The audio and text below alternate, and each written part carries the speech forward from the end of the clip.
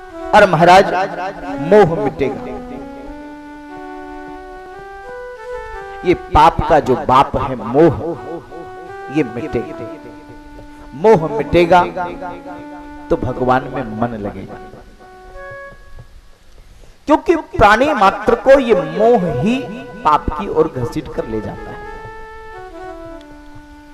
अथ केन प्रयुक्तोयम पापम चरति पुरुषः अनिच्छन्नपि वार्ष्णेय बलादिप नियोजितः।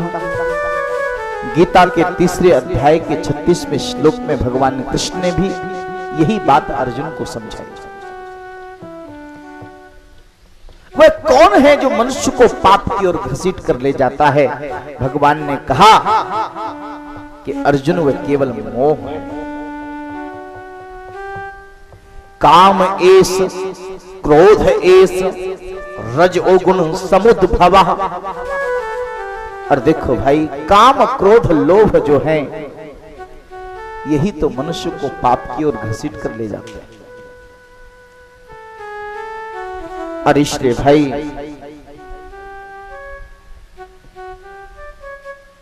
कामना की पूर्ति में जब बाधा आती है तो क्रोध उत्पन्न होता है। जिम प्रति लाभ लोभ अधिकाई। और देखो सज्जनों, लखनलाल जी से भी भगवान ने रामचरितमानस में इस विषय में चर्चा की। तात तीन अति प्रबल खल, काम क्रोध और लोभ। ये काम क्रोध और लोभ मनुष्य के तीन शत्रु हैं। तात तीन अति प्रबल खल, काम क्रोध और लोभ। और देखो भाई, इसलिए ज्ञान का खड्ग लेकर के ममता के बंधन को काटना, बस यही बात ध्यान देनी है। और महाराज वो ज्ञान कहां से मिलेगा? बोले वो संतों के पास जाने से मिलेगा। ज्ञान का बोध कौन कराएगा? वह संत पुरुष कराएगा। और महाराज इस प्रकार से भगवान कपिल ने माता देवहूति को उपदेश दिया। इसके बाद माता देवहूति को समझाते हुए भगवान कपिल ने कहा, मां, सद्गुरु के कृपा से जीव साधना की ओर अग्रसर होता है। और देखिए, गुरु की भूमिका बराबर चली आ रही है।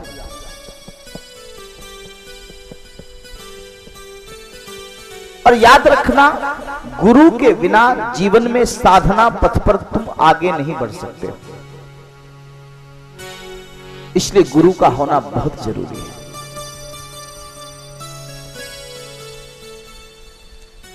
इसलिए साधना पथ पर बढ़ने के लिए सद्गुरु की शरण में जाना आवश्यक है। और सद्गुरु के पास जाकर के प्रार्थना करनी चाहिए कि तुम मेरे ममता के बंधन को काटो और मुझे मुक्ति का मार्ग बताओ, साधन का मार्ग बताओ।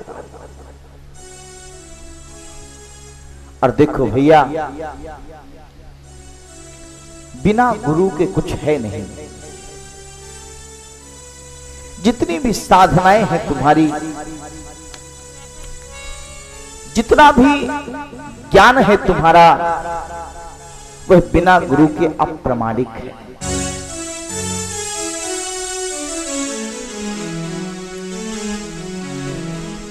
और इसलिए एक बात समझ लेने जैसी है सज्जनों,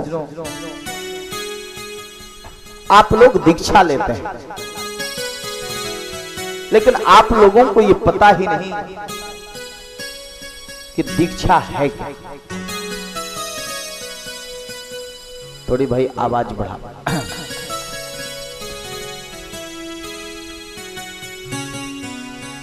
इसलिए पहले ये समझने की कोशिश करनी चाहिए कि दीक्षा क्या है। बहुत लोग यहां बैठे होंगे जिन्होंने अपने अपने गुरु से दीक्षा लिया। दीक्षा का अर्थ है शिष्य और गुरु के बीच एक गहन संवाद। और देखो भाई, गुरु से शिष्य को जब ऊर्जा का हस्तांतरण होता है तो वही दीक्षा का कार्यक्रम होता है। आप लोगों ने कान फुकौल गुरु बनाए होंगे जो कान में आके मंत्र दे देते हैं। सिर्फ कान फूंक देना ही गुरु का दायित्व नहीं है। शिष्य की अगर रुचि है, शिष्य अगर चाहता है तो उसे साधना के मार्ग में आगे बढ़ाना है। शिष्य भी अपने कर्तव्य की इतस्त्री इसी में मान लेता, भैया हमने तो दीक्षा ले ली। गए थे, कहा, बोले भैया बहुत बड़े गुरु से हमने दीक्षा ली। गुरु भी छोटा और बड़ा होता है।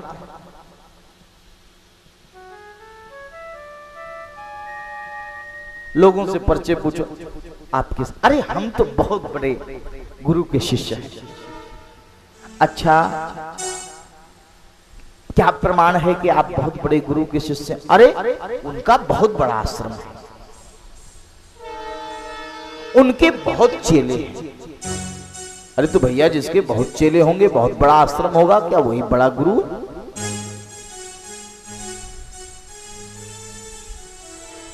है? सो तो बिरला और टाटा की इससे भी बड़ी फैक्ट्री होगी, तो क्या वो आपका गुरु हो गया?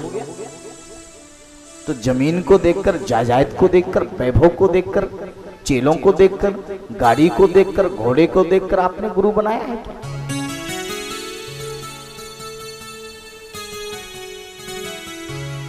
ये बात समझ लेनी जैसी है सज्जनों। और देखो भाई, जैसे पानी नीचे की ओर बहता है और शरीर की ऊर्जा भी हमेशा नीचे की ओर बहती है। शरीर से ऊर्जा निकलने के जितने भी केंद्र हैं वो सब नीचे की ओर है। पानी की गति नीचे की ओर होती है और शरीर की ऊर्जा नीचे की ओर बहती है। तो पानी को अगर ऊपर उठाना हो तो यंत्र की आवश्यकता होती है, और ऊर्जा को अगर ऊपर उठाना हो तो मंत्र की आवश्यकता होती है। बस यही गुरु का काम। पानी को अगर तुम ऊपर की ओर ले जाना चाहते तो एक मोटर आता है, टुल्लू पंप कहते हैं उसको। तो पानी की गति को ऊर्ध्वगामी करने के लिए यंत्र चाहिए, और जीवन की गति को ऊर्ध्वगामी करने के लिए मंत्र चाहिए, और मंत्र के साथ साधना का प्रारंभ करवाता है सदगुरु। और देखो भाई, मैं एक और बात बता रहा हूं। गुरु वह है जिसने पा लिया है, जिसने जाना है, जो हो गया है, और वह ऊर्जा का उच्चतम शिखर है, शुद्धतम ऊर्जा का गौरी शंकर है वो। और यह ऊर्जा नीचे उस व्यक्ति की तरफ बह सकती है जो ग्राहक होता है। शिष्य को ग्राहक होना पड़ेगा, जो झुका हुआ हो, समर्पित हो, और उस ऊर्जा को पाने के लिए जिसके समर्पण का भाव हो। यह ग्राहकता, यह विनम्रता तुम्हारे लिए जरूरी है शिष्य होने के लिए। तुम भी शिखर हो, लेकिन तुम अहंकार के शिखर हो, गुरु ऊर्जा का शिखर है। तुम्हें अपने अहंकार को झुकाना होगा, और जब तुम्हारा अहंकार ग्राहक बन जाएगा तो तुम उस ऊर्जा को ग्रहण कर सकते हो। और देखो भाई, शिष्य होने के लिए, दीक्षित होने के लिए समग्र समर्पण की आवश्यकता होती है। समर्पण का अर्थ है समग्र समर्पण। आंशिक समर्पण से काम नहीं चलेगा। और देखो भाई, क्या तुमने कभी प्रेम किया है? अगर तुम्हारे जीवन में प्रेम होगा, और सज्जनों प्रेम का अर्थ पति या अपने प्रेमी से ही करने का मतलब नहीं होता। प्रेम का मतलब कहीं भी किसी से भी, पशु पक्षी से भी, कहीं किसी से कोई लगाव रहा। तो अगर तुमने प्रेम किया होगा तो तुम इस बात को बहुत अच्छी तरह समझ सकते हो। और देखो, प्रेम कहीं भी किसी से भी किया जाए, विज्ञान कहता है कि जब प्रेम व्यक्ति के भीतर जन्म लेता है तो प्रेम एक रासायनिक घटना है। एक ऐसा रसायन उस समय उत्पन्न होता है जो दो शरीरों के बीच में एक बहाव होता है, प्रेम बहता है और उसमें ऊर्जा का संप्रेषण होता है। और देखो सज्जनों, यानी हस्तांतरण होता है, लेन देन होता है। लेकिन अगर प्रेम समान तल पर है तो प्रेम नहीं हो सकता। क्यों? बोले प्रेम समान तल पर होगा तो प्रेम हो सकता है, लेकिन गुरु और शिष्य के बीच समान तल नहीं चाहिए।